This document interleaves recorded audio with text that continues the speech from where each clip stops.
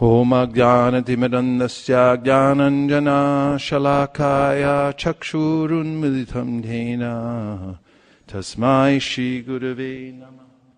Om Namo Bhagavate Vasudevaya. We're reading from the Srimad Bhagavatam 8.5.32. So the chapter is The Demigod's Appeal to the Lord. Padao, His lotus feet. Mahi, the earth. Iyam, this.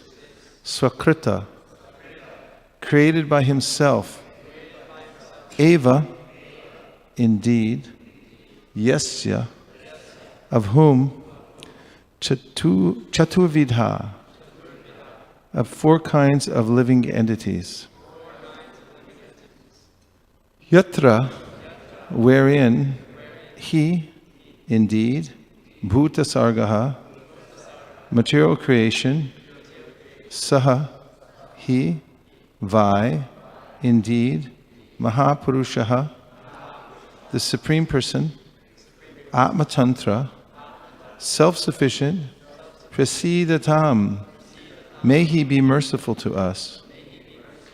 Brahma, the greatest. Mahavibhutihi, with unlimited potency. Translation: on this earth there are four kinds of living entities who are all created by him. The material creation rests on his lotus feet. He is the great Supreme Person, full of opulence and power. May he be pleased with us.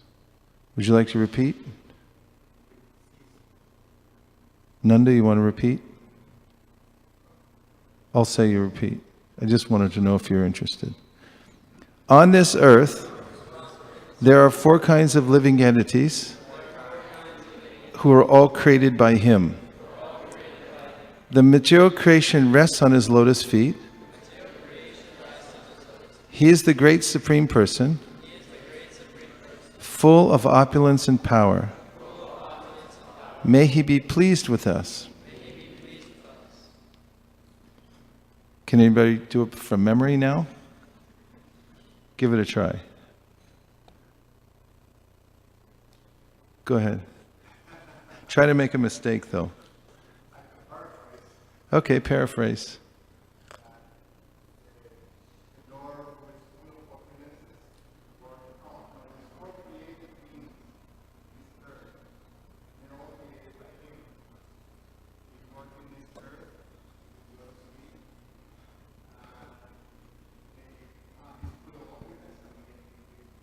Give him a hand.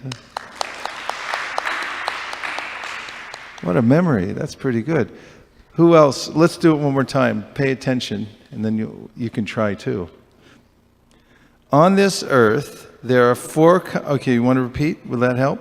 All right, I'll say. On this earth, there are four kinds of living entities who are all created by him. The material creation rests on his lotus feet. He is the great Supreme Person, full of opulence and power. May he be pleased with us.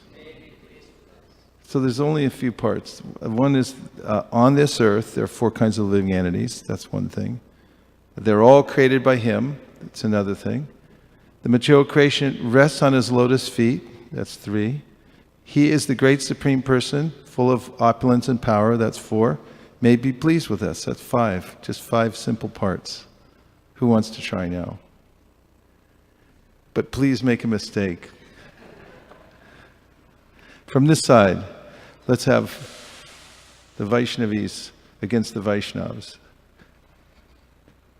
Somebody try. Yes.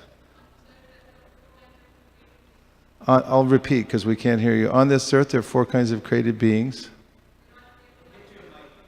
Oh, we'll get you a mic. They are created by the Supreme Being. Start over. And hold it real close. On this earth, there are four kinds of created beings. They're all created by the Supreme Personality. He is the most opulent. I forget the fourth one. So we bow down to the great Supreme Lord. And there's a place where It's resting. Where are they all resting? Under his lotus feet. And then there's a request at the end. So we take shelter. It's may he be pleased with us. I'll say it again. Let's try to get it this time. On this earth, I'll do like Maharaj would do. On this earth, there are 4 kinds of living entities who are all created by him. The material creation rests at his lotus feet. He is the great Supreme Person, full of opulence and power. May he be pleased with us. Who'd like to try from the Vaishnava section? How about from this side? Somebody give it a try, but please at least make one mistake. Okay, go ahead. Give him the mic quick, because this is going to be profound.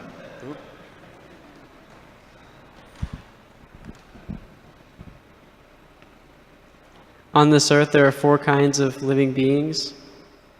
They are all created by him. Everything rests on his lotus feet. He is the most opulent. May he be pleased with us. Haribo! Very good. We'll say it one more time. On this earth, there are 4 kinds of living entities who are all created by him. The material creation rests on his lotus feet. He is the great Supreme Person, full of opulence and power. May he be pleased with us. Purport by His Divine Grace A.C. Bhaktivedanta Swami Prabhupada. The word Mahi refers to the 5 material elements, earth, water, air, fire, and sky, which rest upon the lotus feet of the Supreme Personality of Godhead. Mat padam punya yasho mararehe. The Mahat Tattva, the total material energy, rests on his lotus feet. For the cosmic manifestation is but another opulence of the Lord. In this cosmic manifestation, there are 4 kinds of living entities. Jarayuja, those born from embryos. Undaja, those born from eggs. Swedhaja, those born from perspiration. And Ubhibja, those born from seeds. Everything is generated from the Lord, as confirmed in the Vedanta Sutra, Janmadyasya Yataha. No one is independent, but the Supreme Soul is completely independent. Janmadyasya yaton vayad itaratash charte shvabhigna swarat. The word swarat means independent. We are dependent, whereas the Supreme Lord is completely independent. Therefore, the Supreme Lord is the greatest of all. Even Lord Brahma, who created the cosmic manifestation, is but another opulence of the Supreme Personality of Godhead. Question, what is Brahma? Even Brahma is what? I'll say it again. Even Lord Brahma, who created the cosmic manifestation, is but another opulence of the Supreme Personality of Godhead. Who's Brahma? Another opulence of the Supreme Personality of Godhead? Correct. The material creation is activated by the Lord. Who activates the creation? Who activates the creation? Correct. The material creation is activated by the Lord, and therefore the Lord is not a part of the material creation. The Lord exists in his original spiritual position. The universal form of the Lord, Vairaja Murti, is another feature of the Supreme Personality of Godhead. Before we move on, who can get any of the points from the purport? Can you remember? One thing that you can remember, yes. The Lord is independent. Wow, good one. Maharaj? He's in his own spiritual position. Yes.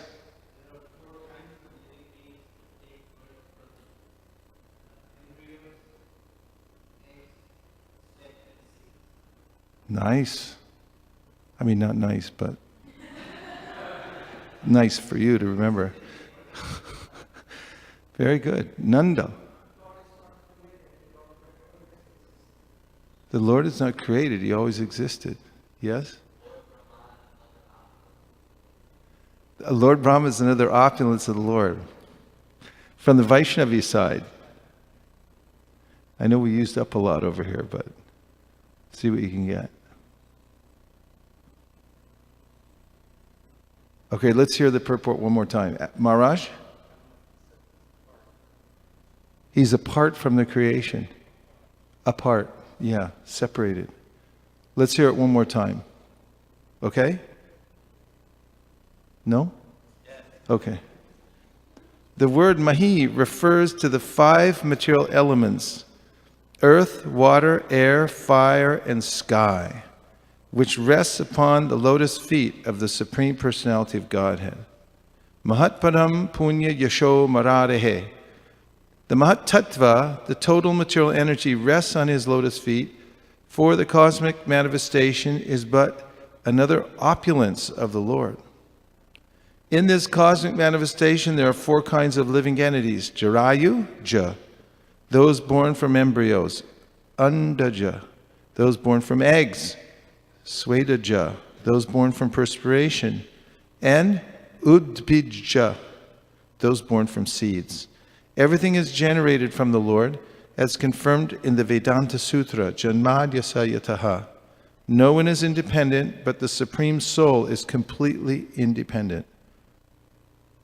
Janmadyasa Yaton Vayad Itaratash Charte Shwabhigna Swarad. The word Swarat means independent.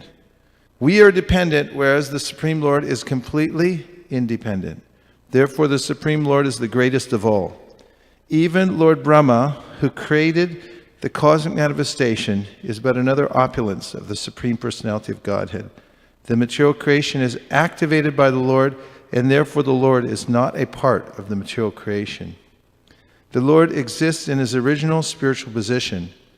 The universal form of the Lord, Vairaja Murti, is another feature of the Supreme Personality of Godhead. Okay, points from this side. What'd you get? Mataji?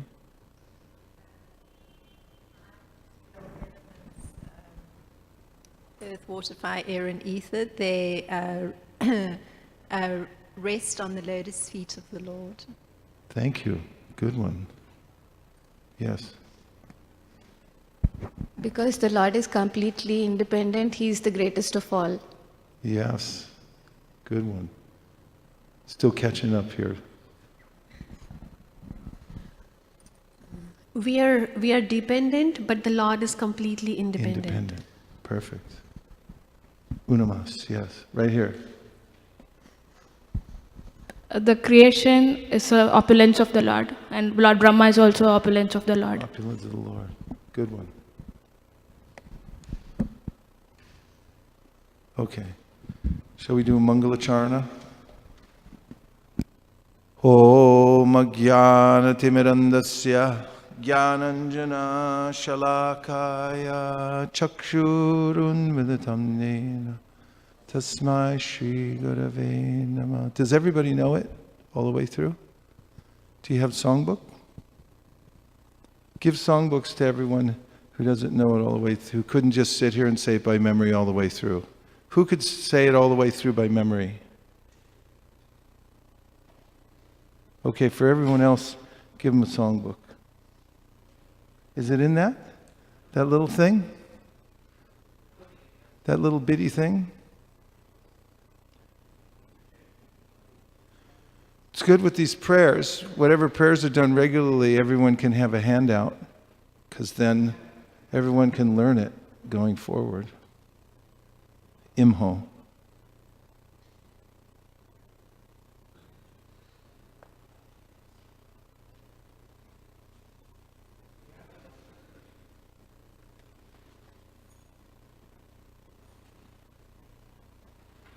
Krishna Krishna.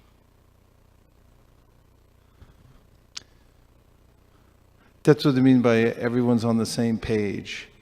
If everyone can be together with all the prayers and everything like that.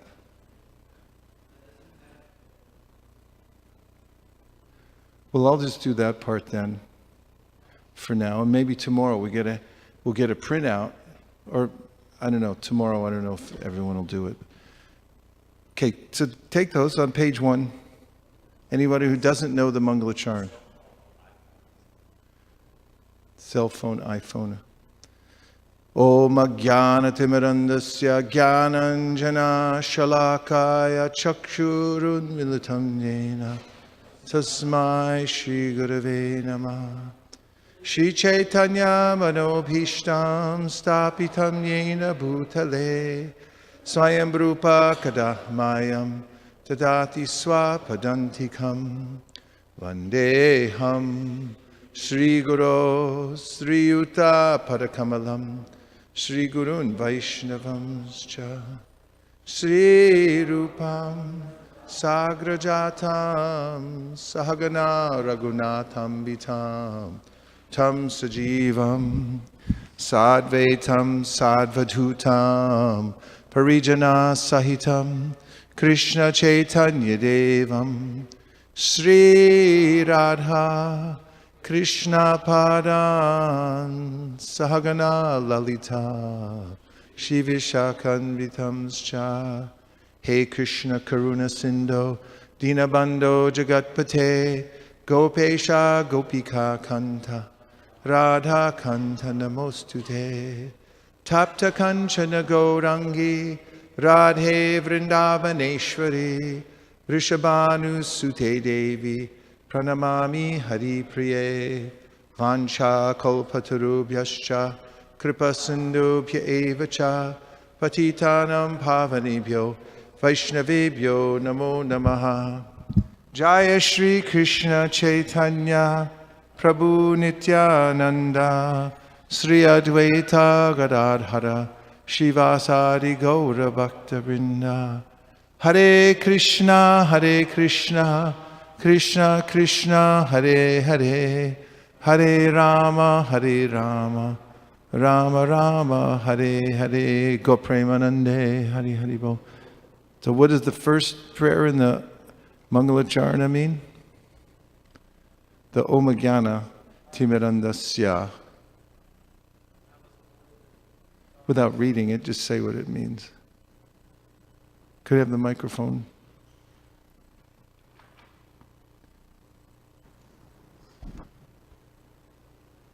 I was born in the darkest ignorance, but the spiritual master opened my eyes with the light of knowledge.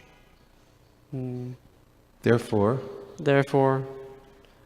I offer my obeisances unto him. Nice. Good. Thank you. What about the second verse? Sri Chaitanya Mano Bhishtam. What does that mean? Sri Chaitanya Mano Bhishtam Stapitam Yena Bhutale Swayam Rupa Kadam Hahyam Tadati Swapadantikam. Who knows the spirit of that verse? Has heard anything about it? Here, Nityananda Pran.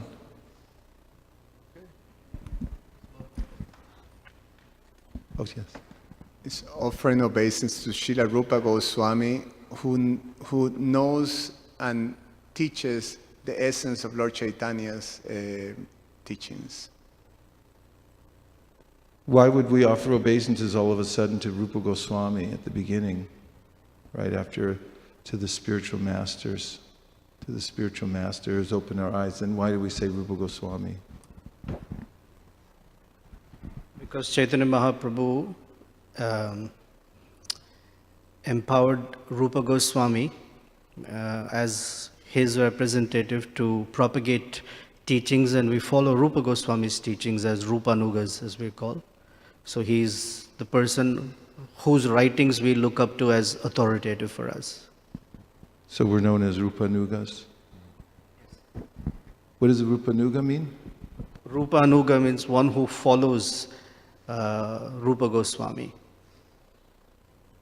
Sri Chaitanya Manobhishtam. What does Manobhishtam mean? Sri Chaitanya Manobhishtam. Anyone? It's pretty nice. So he knows the heart, the mind, the purpose of Sri Chaitanya Mahaprabhu. Sri Chaitanya Manobhishtam. There's a pastime that shows that in the Antya Lila, the Chaitanya Charitamrita, in which Srila Rupa Goswami, when at Rath Yatra, had heard Sri Chaitanya Mahaprabhu singing a song at Rath Yatra. It was actually a secular song, something like you'd hear in regular, you might hear it at the supermarket or something like that. But it related to loving affairs. And Mahaprabhu was reciting that verse and going into ecstasy. So Rupa Goswami understood why he was going in ecstasy and why he was singing that song. So he composed his own verse, parallel verse. And then he left it on the thatch on the top of the roof of his little hut. And he went down to take bath in the sea. And Chaitanya Mahaprabhu, just coming back from his bath, then saw that little scroll sticking in the roof of Rupa Goswami. He took it out and read it. And when he met Rupa Goswami, he mildly slapped him and he said, "How did you know my mind? How did you know what I was thinking?" And later on, when Sri Chaitanya Mahaprabhu introduced Rupa Goswami to all the Vaishnavas, the great stalwart devotees who were there said that you have empowered him, therefore he knows perfectly what your heart is, what your mind is. So this is revealed knowledge. It comes through a line of teachers who perfectly know the heart, the will, the mood of the Supreme Personality of Godhead. Actually, these associates of the Lord are eternal associates, and they have a role in the Lord's pastimes in Goloka Vrindavan. Therefore, by hearing from them, by following them, we're able to traverse the path that goes back to Goloka Vrindavan. Therefore, Sri Chaitanya Manobhishtam Stapitam Yena Bhutale. In this world, Bhutale, he's Stapitam, he's established the system through which everyone can advance to the highest position. Stapitam Yena Bhutale. Swayam Rupa Kadamayam Dadati Swa Padantikam. So we offer ourselves at his lotus feet. And then the next series of prayers goes on to offer obeisances to whom? Approximately, yes. Yes, guru, there's a plurality of gurus, right?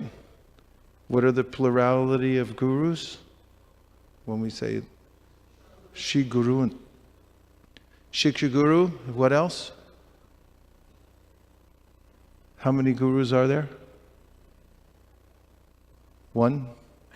That's pretty good. Who said that? Who said one? Prabhuji, yeah. One guru, but manifested variously, because Krishna is the guru, but he comes in localized ways. So let's name the various ways that he appears to give mercy to living entities. Vartmana Prarakshaka Guru, which is the guru who shows one the path, then Shiksha Guru, then any other gurus? Chaita Guru. So there's a plurality of gurus. Well, who's more important, the Shiksha Guru or the Diksha Guru? Well, one plants the seed, the other waters the seed. Which is more important, planting the seed or watering the seed? Trick question.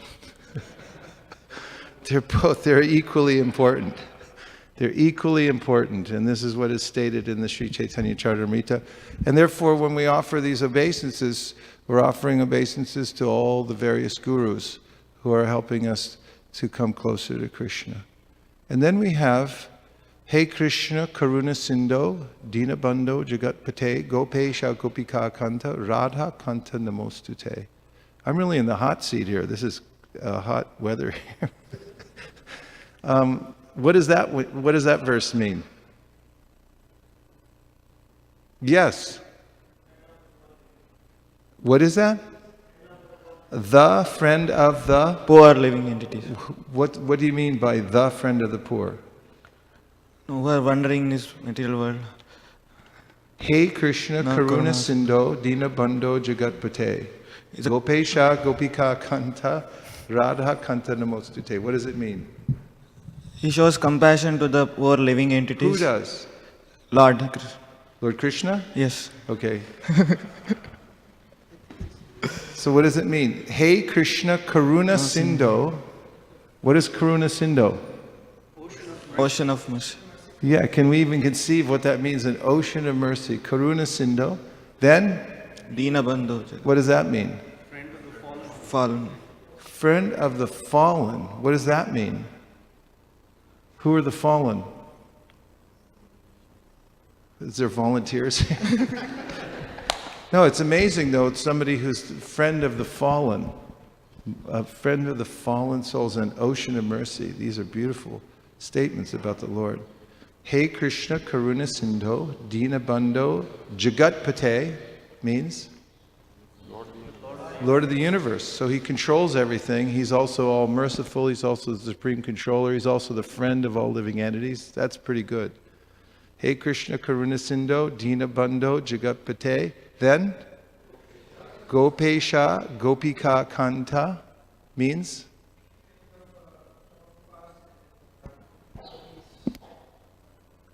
He's describing his personal associates, Gopesha, Gopika Kanta, Radha Kanta, Namostute.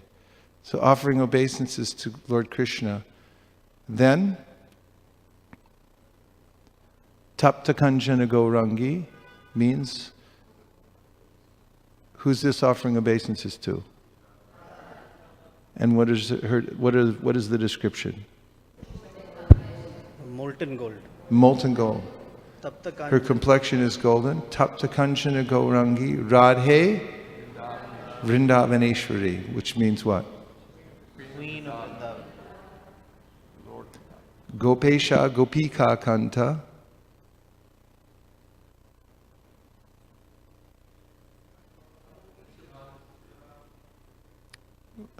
Gopesha Gopika Kanta. Okay, so Gopesha Gopika Kanta. You have the word for word. Go ahead.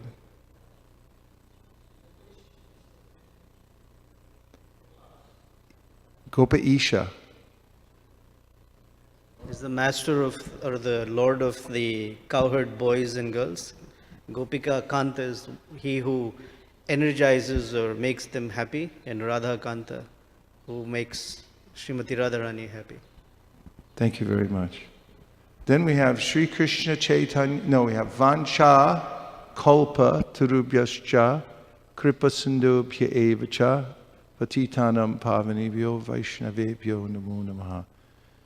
Any personal realization you have of that verse or what it means?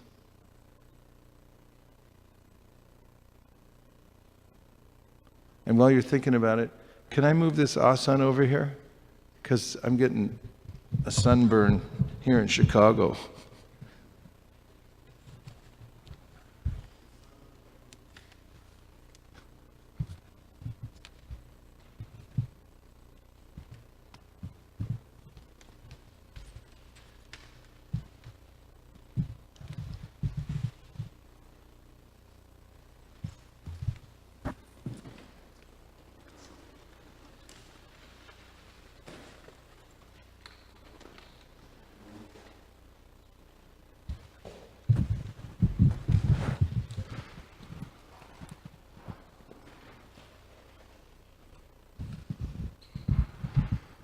Yes, Maharaj, please.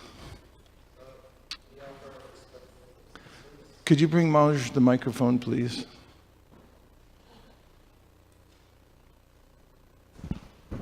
We offer our respectful obeisances unto all the Vaishnava devotees of the Lord who give us shade like shadow, it's a shelter. They're like desire trees and they fulfill the desires of everyone. And so that's it. Just like you had us coming into the shade away from the blazing fire of material existence. So we take shelter of great Vaishnavas. So that's my realization. I'm taking shelter of you. This Chaitanya Mahaprabhu's teachings to Sanatana Goswami begin with an extensive discussion of how important association with Vaishnavas is. And if somebody can adjust this so it doesn't slide down, and if somebody can invent a microphone that doesn't slide down, then we can pay for everything in ISKCON.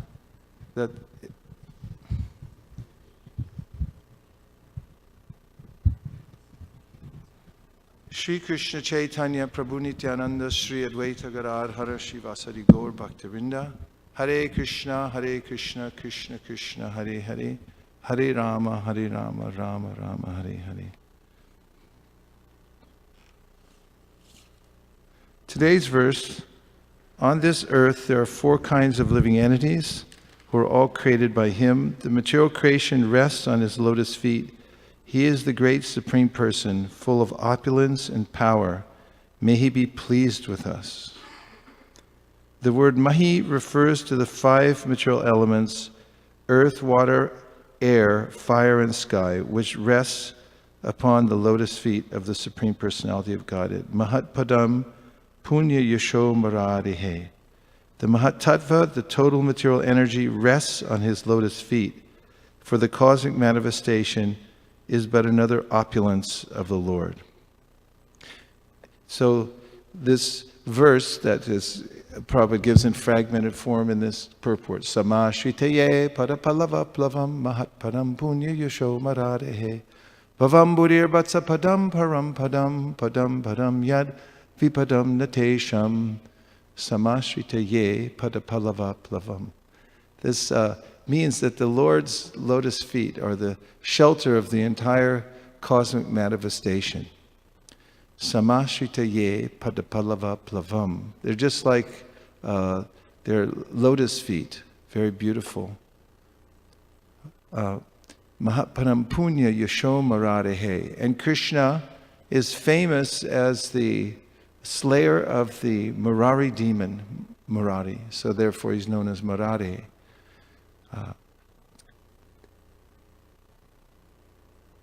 Samasritaye padapalava palavam mahat padam punya yasho marare bhavam buddhir vatsa padam param padam padam padam yad vipadam natesham. And this is describing how this bhavam buddhir vatsa padam, for the vatsapadam. A vatsa means a calf. Vatsapadam. So the hoof print of a calf. Calf makes an impression in the mud, on the earth, and then this whole cosmic manifestation. For those who take shelter of the Supreme Personality of Godhead, it actually becomes easy to cross over, because when one approaches the supreme shelter, then the entire cosmic manifestation, which is created by the Lord as His Leela, it's called the Shristi Leela. This entire world is going on eternally, and it emanates from the breath, as the gigantic form of the Supreme Personality of the Lord, the Mahapurusha, breathes out. Yashaika nishvasitakala matavalamya jivanti loma vilajajaganandanata Vishnur mahan saya ihayasya kala vishesho govindamadi purusham tamaham bhajami. As he's exhaling, all the worlds are manifest. How many years between breaths? 311 trillion years is one exhalation. And during that time, the Brahmas are manifest, and Brahma then manifests the universe. There are days and nights during which there are partial creations of the universe. Much of the universe is destroyed. Up to a certain level in the universe, many of the denizens of the higher planetary systems then have to catch a flight. They all get on airplanes, billions of them, and transport themselves to higher planetary systems. And then at the end, when he inhales again, everything is again destroyed, and it's wound up within the body of Mahavishnu. And his expectation, the Lord's hope, as mentioned in the 5th canto of the Srimad Bhagavatam, when he manifests this world as his Leela, is to give the Nitya Bhada, the eternally conditioned souls, an opportunity to come back to Godhead. What are some of the ways that he does that? When he manifests the universe, he doesn't leave us without a connection to him, and he offers ways, tirthas. Tirtha means a bridge, a way in which the living entities can connect to him. So what are some of the ways that he does that?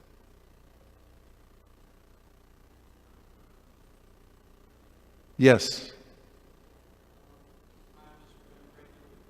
Do we still have the microphone?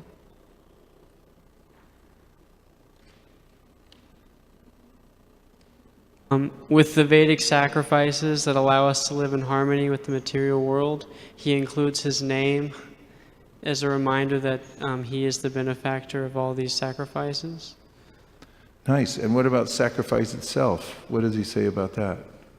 I am the fire and the offering and the everything.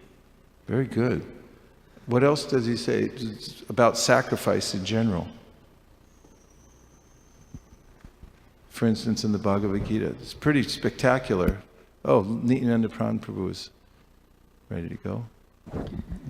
That he has created the system of sacrifice as a means of cooperation between the demigods and the living beings, so that their needs and subsistence can be given to them by the demigods when they offer sacrifice from the fruits of their labor. Does anybody know the verse? Besides you?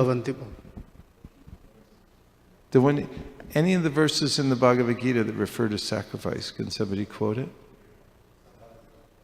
Okay, Maharaj is ready to go. Saha yagya praja srishtva purvacha prajapatihi. That's how it starts. Anina Prashivishad. Prashivishad. Kamadug.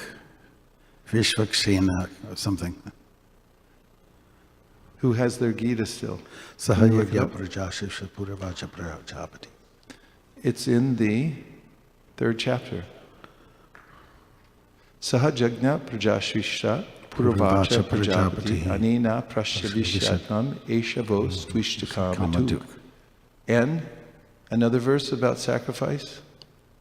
Someone else? Yes, Nanda? Start from the beginning so we can hear it. Yagnasishtasnina sanjo muchyante sarva Kill Vishai. Bunjate te tvavam papa ye pachyat atmakaranat. Ye pachantya atmakaranat means? Those, I mean, I can give you the gist, I guess. If we eat the food without offer or sacrifice, we just consume ourselves without offering to Lord Krishna first, then we are going to get nothing but sin. Yeah, this whole in chapter 3, Krishna mentions a cycle of sacrifice through which one is nourished, and there are many benefits. Yes, Nityananda? You want to say? Okay. Maharaj? Yagnaratat karamanon yatra loko yang karma bandhanaha tad artam karma kauntaya mukta sangha samachara, which means that activities should be performed for the sacrifice of Vishnu in order to free oneself from the bondage of karma. Yeah, at the beginning of creation, the Lord gave sacrifice so that one could actually become nourished and at the end go back home, back to Godhead. And what else? Bhuktaram jagatapasam sarvaloka maheshwaram suhridam sarvabhutana gyatva mam shantim richati. Means? Why did you quote that verse? Because he is the one who is the benefactor of all the sacrifices. Okay. That's why I said. Bhoktaram yagya tapasam. So, at the very beginning of creation, when Brahma comes out, he's in complete darkness. I had this happen to me recently because I went into a sensory deprivation chamber where there's no light, and then at the end of my session in the sensory deprivation, I was trying to find the door and I couldn't find it. And I was thinking of Lord Brahma, and I was remembering how he was in complete darkness when he came out into the lotus flower, and he was just trying to find the source of his existence. So what did he do? Well, first, he got a little clue. What was that clue? Tapa means do austerities. It means heat. You got to do some sacrifice. And by that sacrifice, then you can get everything. So in the Gita, Krishna also says that the eternal transcendence is ever present in sacrifice. So this is one of the ways in which, when he creates the universe, the Shrishti Leela, he gives this injunction by sacrifice. Those who know this, they understand this is the great wealth of life, to perform sacrifice. To name a few other ways, very specific ways in which during the Shrishti Leela, the Lord's pastime of creating the material world, in his breathing, how he reaches out to living entities who are in darkness to give them a chance to come back to Godhead. What are some of the ways? Yes? He's present as the super soul next to the soul as his friend in the heart of the living entity. Prove it. The way you prove something in a court of law is you quote from the law books. You have to give precedent, you have to give a verse, like Brown versus Board of Education on...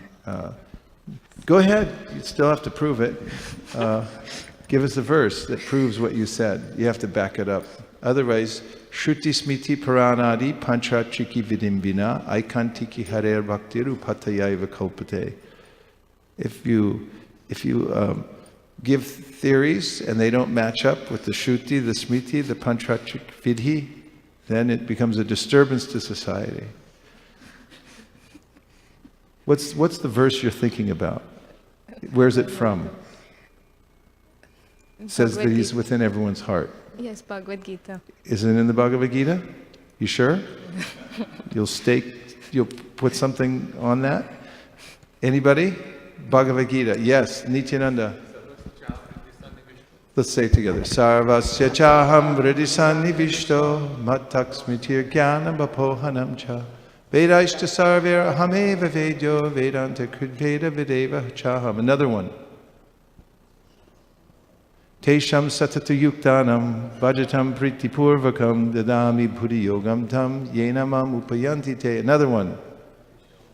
Tesham ivanakam partam maham agyanajam tamaha nashyam yatma bhavasto gyanadipena bhashvata. Another one.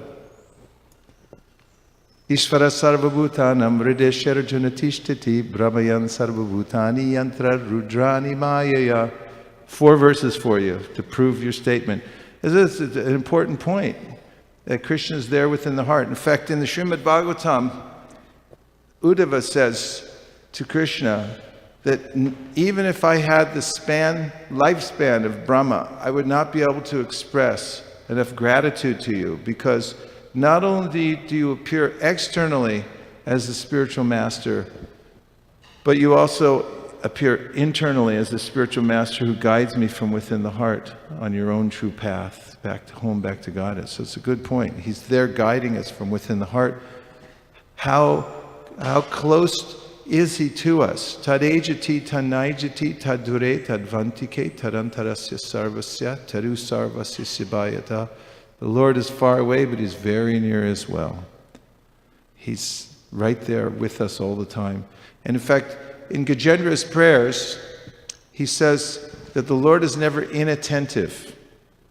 He's never inattentive. he uses the word alash. He's never lazy. He's always there because Prabhupada mentions that Gajendra offered prayers and the Lord came to save him. But it's not that the Lord's not there watching and attentive. Before we offer prayers, he's also there waiting. Stops at 8:30? Oh, okay. What other ways? Name 2 other ways that the Lord reaches out to the living entities in the material world. Yes. He appears himself. Say it again in the microphone so we get the full. He appears himself. Then it gives them examples. Paritranaya sarunam vinasaya chaduskritam dharma samstapanartaya sambhavami yuge. Good, good. And what are some examples of the way he's appeared?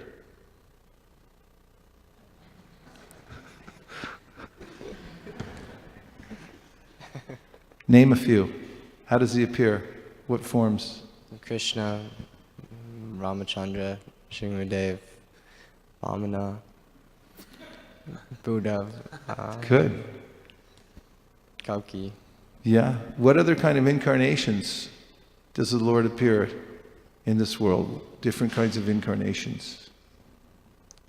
Shaktivesh avatar. Shaktivesh. Name 2 Shaktivesh avatars. Lord Buddha. Yes. Srila Prabhupada. Srila Prabhupada. Srila Vyasadeva. Yes. Jesus Christ. Yes. What other ways, what other kind of incarnations does the Lord appear in this world to give specifically to help the living entities here? What other incarnations? Yes? Yuga avatars. Name some Yuga avatars. Sri Chaitanya Mahaprabhu. There is, I think, Jagya, and also Lord Varaha, and Satyayuga, Hamsa, Kapiladev. No? Kapiladev. Kapiladev was. Okay. And what other kinds of incarnations? Yes? Nama avatar. Which kind? Nama avatar. Nama avatar. What's that? He comes in the form of his own names, his own holy names. He appears as his holy names. Can you prove it? Satatam kirtiyantam mam yatantascha dhridavrata namashyantascha mam bhaktya nityayukta upasthita. Nityayukta means always connected with me. Becomes always connected by this process. Okay. Can anybody give a more direct verse that says that the Lord incarnates in his name? Harinam. Harinam harinam eva kevalam kalonast eva nasteva gatiranyata. And then there's the other one, Om Hare Krishna, Krishna Krishna, Hare Hare, Hare Ram, Ram Ram, Hare Hare, Iti Shodashaka Nam Nam, Kali Kalmashu Nashanam, Nataha Paratar Vaipaya, Sarva Videshu Drishyate. Means he appears in the form of this 16-worded mantra, Iti Shodashaka Nam Nam, Kali Kalmashu Nashanam, that in Kali Yuga, all of the faults of Kali Yuga will be completely destroyed. Nata Uparatarapaya, there's no process higher than this. And Sarva Videshu Drishyate means all scriptures pronounce this. Thank you very much. Prabhu, you have a verse also? It sounds very nice. It was Kali Kali Nama Rupe Krishna Avatar. So that verse. Say what it means. The Lord incarnates as a holy name, essentially. So. Especially in the Kali Yuga. Yeah, Kali Kali Kale. Yuga, Kale means within the age of Kali. He appears as an incarnation, as the holy name, right? So, name a couple other ways that he comes in this world, Krishna, to save us. How about the Ganges? He appears as the Ganges in this world. How else?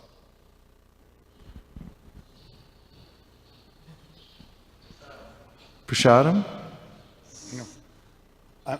Book, the old system. Book. Wisdom. Wisdom. Yeah. So who can give a verse that shows that Krishna is incarnated in the form of a book?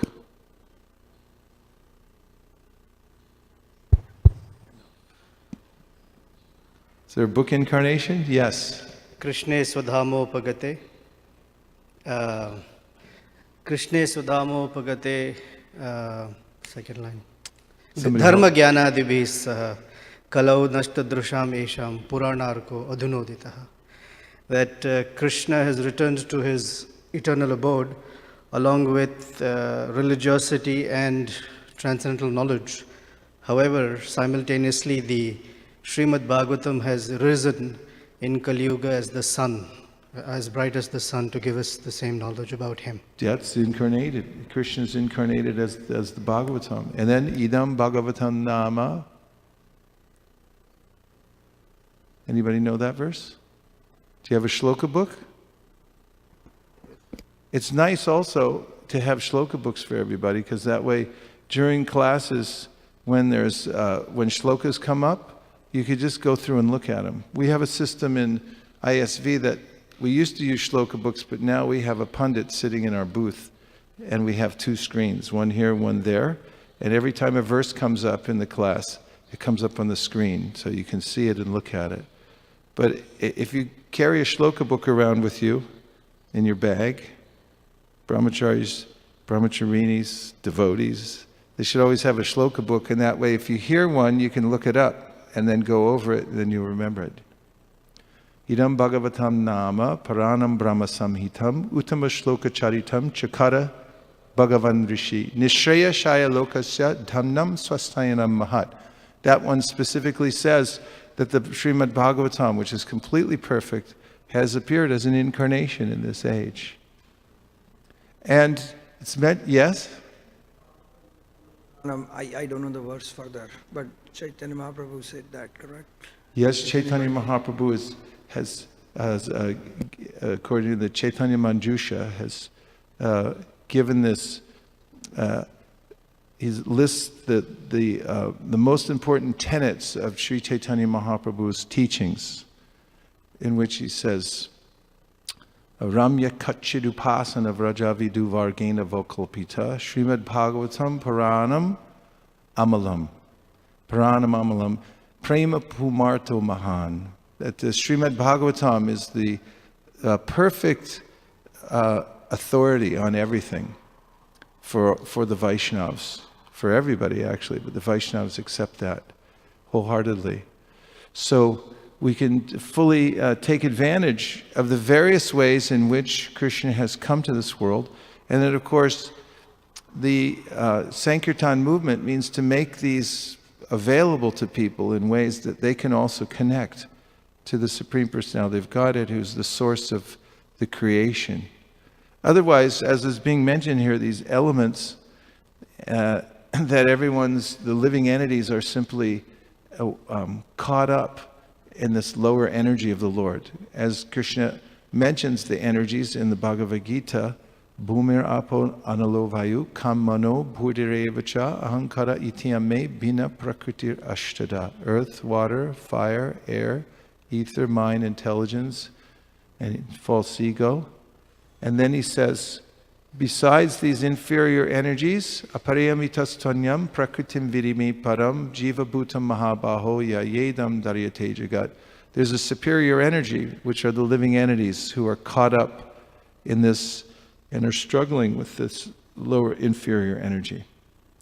So one of the ways in which Sri Chaitanya Mahaprabhu taught us to reach out to the fallen souls in this age is through performance of public Harinam Sankirtan. Is that correct? Is it true? Can you prove it? You can prove it? Sankirtanaya prayer. Huh? Jagya is Sankirtanaya prayer. Jayantihi Sumedasaha. What does that mean? It means that those who have good intelligence will worship the personality of Godhead in this age of Kali by Sankirtan Jagya. Sankirtan Jagya. What does the word Sankirtan mean?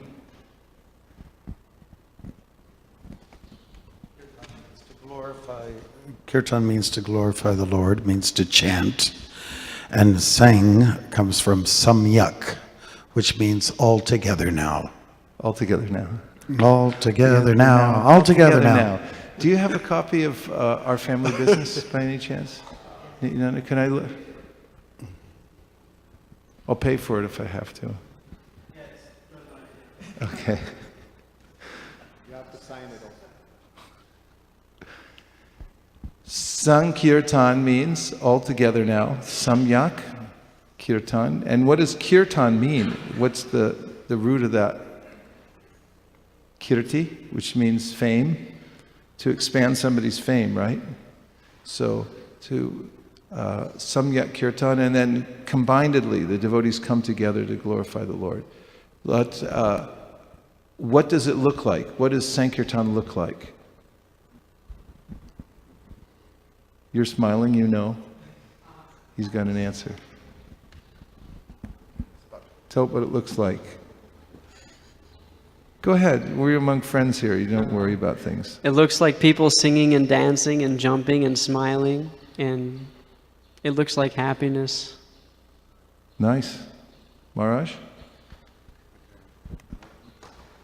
In addition to that, well-dressed, looking neat, looking tidy, happy, doing it together in unison, synchronized, like that. Nice. They're moving like a wheat and together. Sri Chaitanya Mahaprabhu inaugurated this Sankirtan, didn't he? Did he? Did he start it? Where did he start it? Where did it all start? Thank you so much. Where? Srivasangam. And then? And what happened first when they went out? Somebody called the cops. Said, these guys can't do this. This is bogus. It's interrupting. Even the Hindus said, this is interrupting our religious practice. Everyone, no one knew what it was. Chaitanya Mahaprabhu inaugurated this process of public chanting of Hare Krishna, and the police came and they broke stuff. They broke drums. They said, don't do it anymore. And Chaitanya Mahaprabhu organized a civil disobedience rally in which tens of thousands, actually millions of people came, because even demigods descended to take part in that one. And then they got permission after that. They got permission to go out and do Harinam Sankirtan. But it always happens. There's always some struggle when we go out and we present the Harinam outside. Is Sankirtan, does it mean only the congregational chanting with drums and cymbals? Is that the only thing it means? What else does it mean? Does it mean selling stickers and hats? No. Is that Sankirtan? Are you sure? Some people have called it that before. Why isn't it? Does Sankirtan mean selling stickers and hats to collect money? Huh? No. Indirectly, okay. Because it facilitates a higher purpose? Does anybody, Maharaj, you want to comment on that? Devamrita Swami suddenly sprung to life over there. Not the stickers and hats, but the paintings and the candles. Would you like to say something about it? About it in general? Is it indirect Sankirtan? Is it, can we call that Sankirtan? You call it support of the temple finances.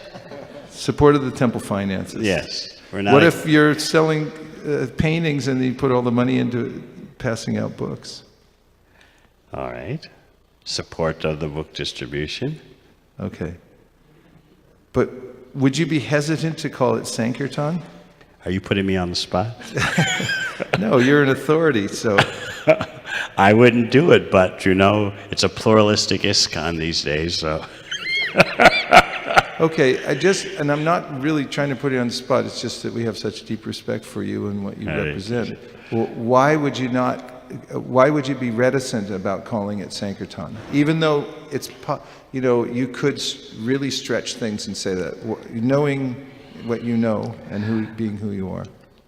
I prefer the strict usage which applies to an activity that's directly glorifying Krishna and directly distributing the glories of Krishna, whether in the form of sound or the literary incarnation. Okay. Why do you prefer that? Otherwise, we can get really way off track. Which we never do, of course, but It's possible, though, right? You have to. It's better to be strict about these things. yes. Okay. Now, I would like to make a case for book distribution being Sankirtan, because there's a way in which sometimes people think that by becoming strict the other way and saying Sankirtan only means chanting Hare Krishna in public with kartals and madanga. This is the only Sankirtan. And that this book distribution is sort of a new idea as far as Sankirtan goes. Would you allow me to try to make that case? Yes? Okay. I'll read a section from this book called Literary Kirtan in the Yuga Dharma, from the chapter Literary Kirtan in Yuga Dharma. This is subtitled. This is not too tedious listening to me read these paragraphs, is it? Nityananda Pran, is it okay? Okay. Sankirtan in the written word. The Sanskrit word Sankirtan combines the prefix sang with kirtan to glorify or to describe. The prefix sam means with, together with, along with. So that Sankirtan indicates that speaking or singing about Krishna and his glories is conducted as a group activity. Thus, Srila Prabhupada typically translates Sankirtan as congregational chanting or congregational glorification of the Lord. Accordingly, when kirtan is performed within a temple by a group of singers, that is Sankirtan. And when that chanting is taken outside into public places, it is even more so. The scope, the inclusivity of Sankirtan expands. The idea of expansion and intensification, qualitative and quantitative, is included within the meaning of Sankirtan.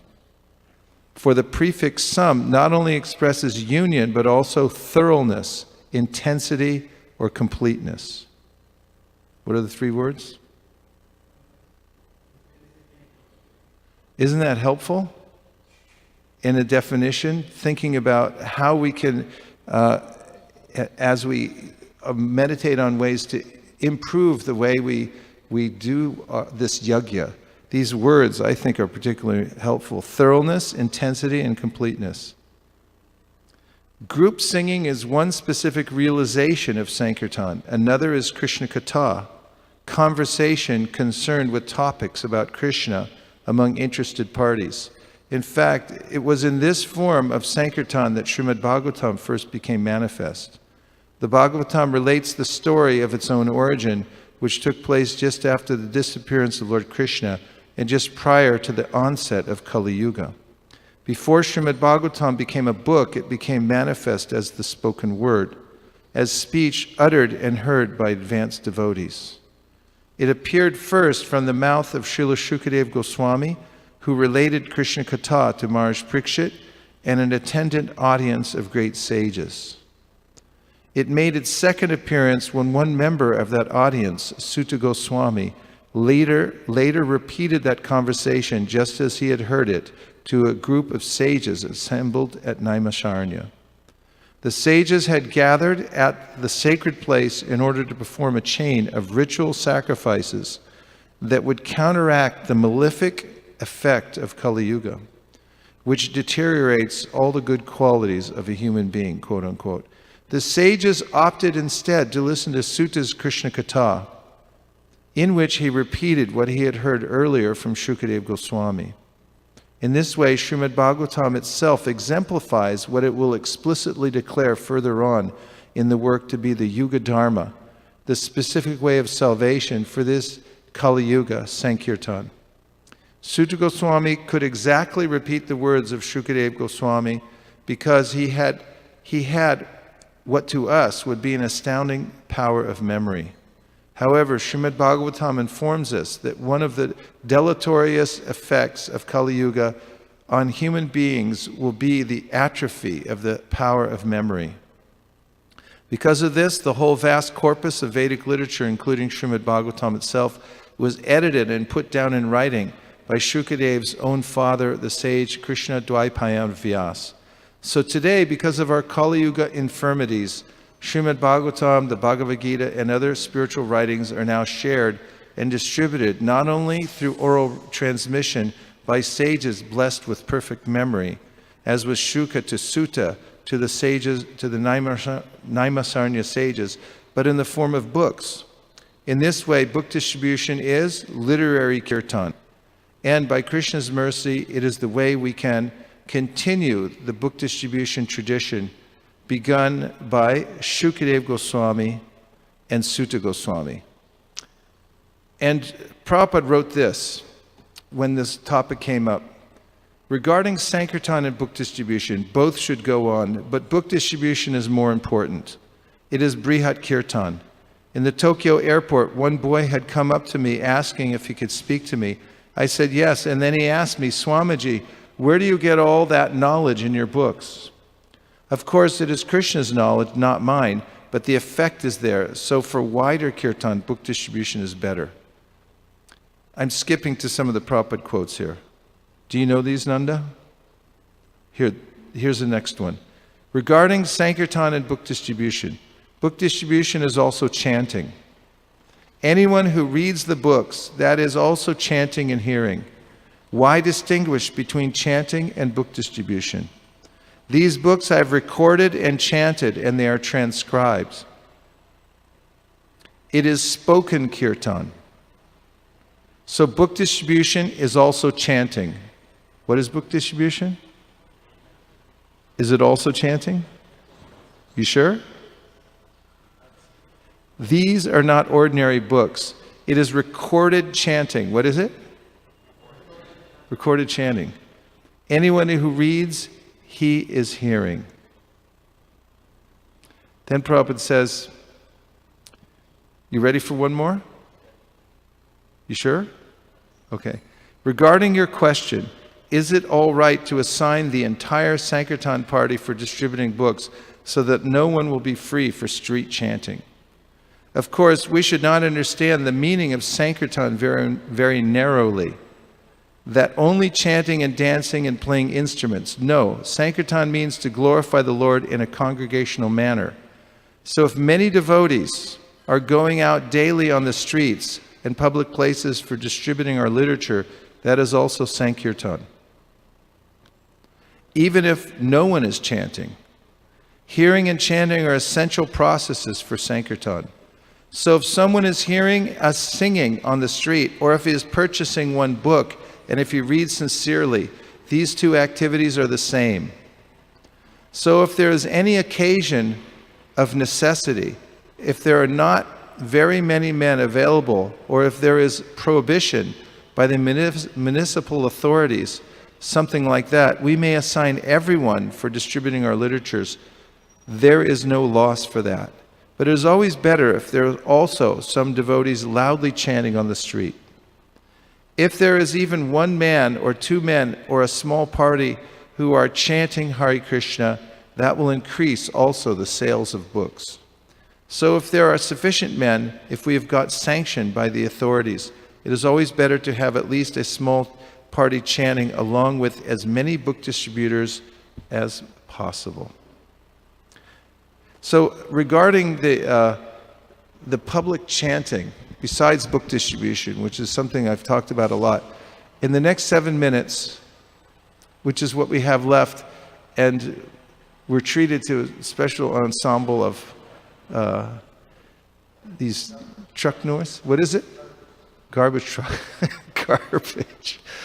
I would like to comment about some innovations. Perhaps they're innovations, maybe it's been done before, but revitalization of some old ideas about Harinam Sankirtan on the streets. Once a month, I can just speak for ourselves at our temple in ISV, which stands for ISKCON of Silicon Valley, or Individual, Spontaneous, and Voluntary. We put on a Harinam Sankirtan performance, which we now call a mini festival, once a month. And for this event, we advertise widely in all the papers, through meetup.com and many other places. We also invite all the devotees. We create a special flyer and a poster to put up so that it's known as a grand event. when we go for the Harinam Sankirtan, we also secure a permit. We find places in the city where we can get a permit. We pay money for it normally. And that gives us a free reign of the area where we're going to set up. So nobody can move us along, nobody can complain if we use amplification and so forth.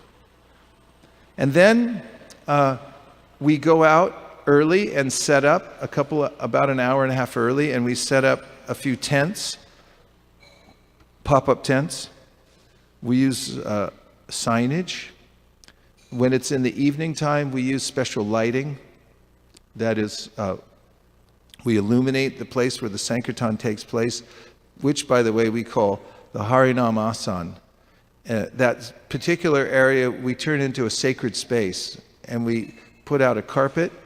We also use high-end sound amplification, and we use these speakers on stands, and we mic up the mridungas and any other instruments like harmonium that we use.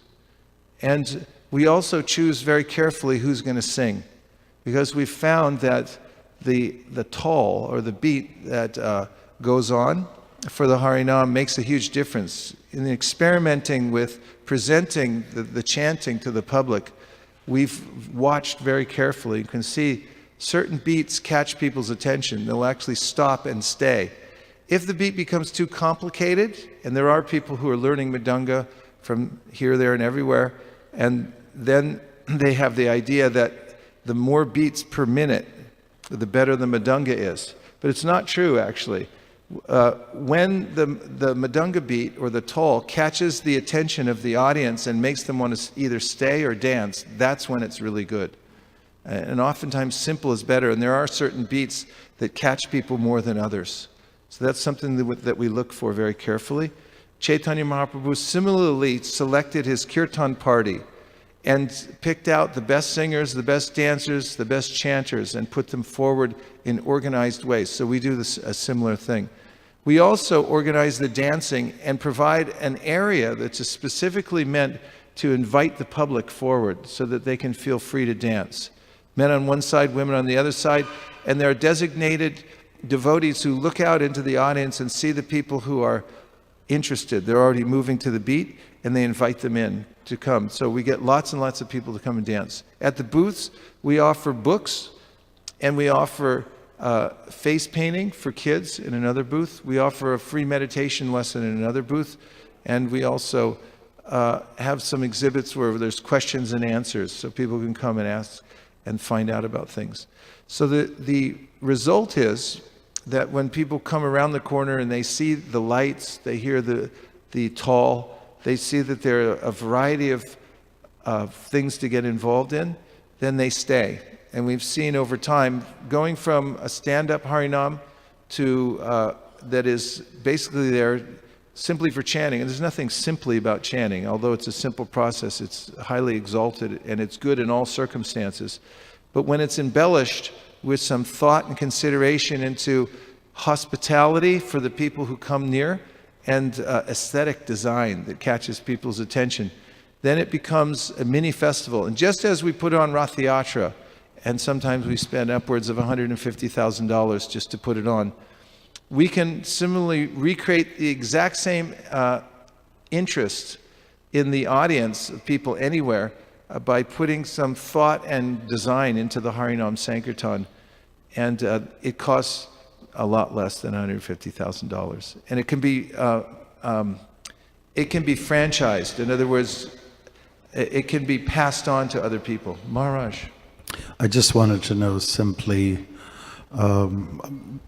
the number of people of your team that assembles this project, the mini festival.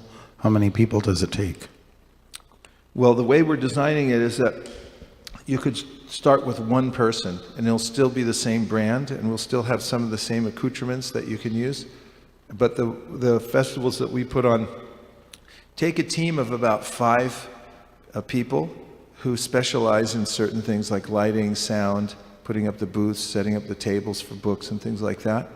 And then participants from our temple, we get about 75 people who come out to chant and dance on those occasions. What is your response in terms of numbers of people who will come? Well, it's dramatic. And we've watched the difference between just going out and singing, which again is exalted and is in and of itself perfect, but there's perfect, more perfect, and most perfect. And as we've put together a plan to show it in ways that are attractive and which are within the frame of reference of the people who are walking by, the attendance has been markedly more, and that people stay longer. They'll come and they'll participate and stay, in fact, till the very end, until we absolutely unplug the last amplifier and just leave. They won't go home. And also, do you find certain neighborhoods are more receptive, like say, if you demographical people, say Hispanic, Black, Caucasian, do you find that there's a difference in response? Well, I can't say that we've experimented that widely with a lot of different demographic, but we have seen that in places that are a little bit less, there's a little less competition, even though we've rented the area, leased the area, when there are other acts going on right next to us, people banging on pots and pans, and people do things downtown nowadays to attract attention and get money and stuff. When we have a little bit of a separate area where we don't have that kind of competition, we tend to do better. Although I must say, an interesting fact is that before we got the permits, we used to have a group of Christians come out with these big signs and sort of challenge us. And we always distributed more books on those days because, at least in California, people would come by and they say, "Are you with those guys?" And we say, "No." And they said, "Then I'll buy a book, whatever it is." Because when we have more experiment, I can let you know. So, yes, Marsh? Yeah, do you also go to like the green areas, parks? Yes. Or is it, We've it gone doesn't to make green any areas. difference? They're not as, we like areas that are connected to downtowns. Like one of our most successful areas is a plaza that's right on a main street next to a university. And we can rent the plaza for the night for $90. And that way we can set up and we catch all this people who are going to restaurants and bars and things, and it's a lot more fun hanging around with the devotees, that kind of thing. Thank you very much. Gaur Premanande Hari Hari Bo Vancha Kalpadarubhasya Kripasannabheva Patitanam Pavanibhyo Vaishnavebhyo Namo Namaha. Nachari Armarman, Nachari Armarman, Nachari Armarman, Nachari Armarman, hey, Nachari Armarman, Nachari Armarman, Nachari Armarman, Nachari Armarman.